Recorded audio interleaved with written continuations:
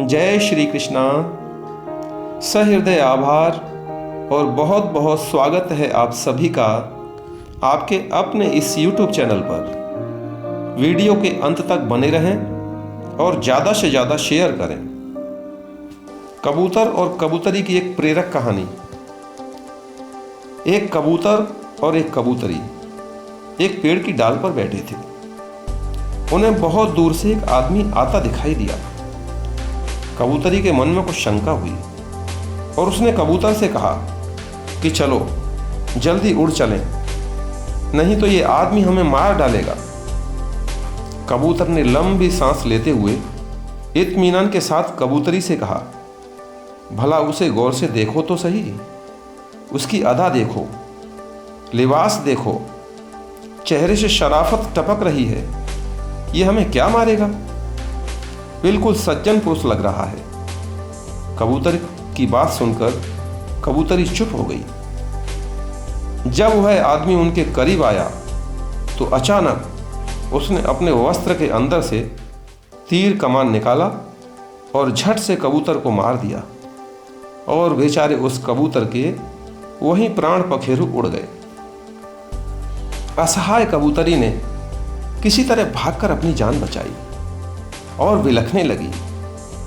उसके दुख का कोई ठिकाना न रहा और पल भर में ही उसका सारा संसार उजड़ गया।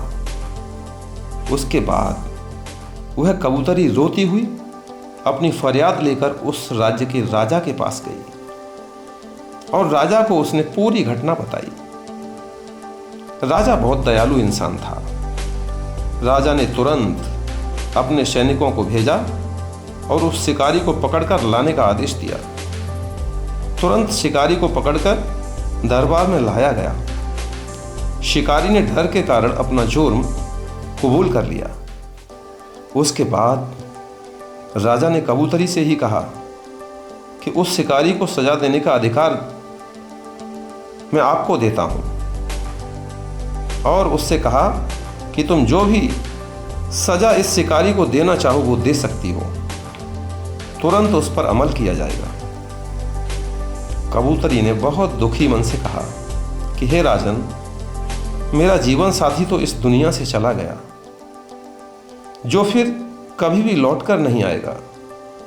इसलिए मेरे विचार से इस क्रूर शिकारी को बस इतनी ही सजा दी जानी चाहिए कि अगर वो शिकारी है तो उसे हर वक्त शिकारी का ही लिबास पहनना चाहिए।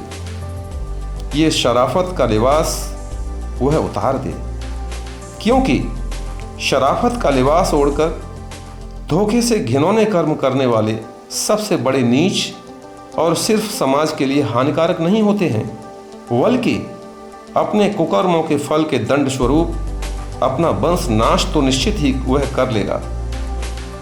किसी को रुलाने वाला कभी सुखी नहीं हो सकता।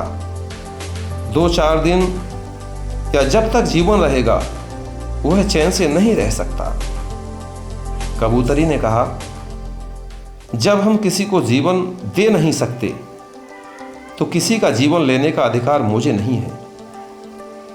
इस कहानी से हमें यह शिक्षा मिलती है कि आज के दौर में इंसानों को शिकारी की तरह न होकर सभी को कबूतरी की तरह सीधा और सरल होना चाहिए, ताकि संसार का कोई भी व्यक्ति अपना जीवन नीरस न समझे और शिकारी की तरह सज्जन लगने वाले लोगों से हमें सावधान होना चाहिए।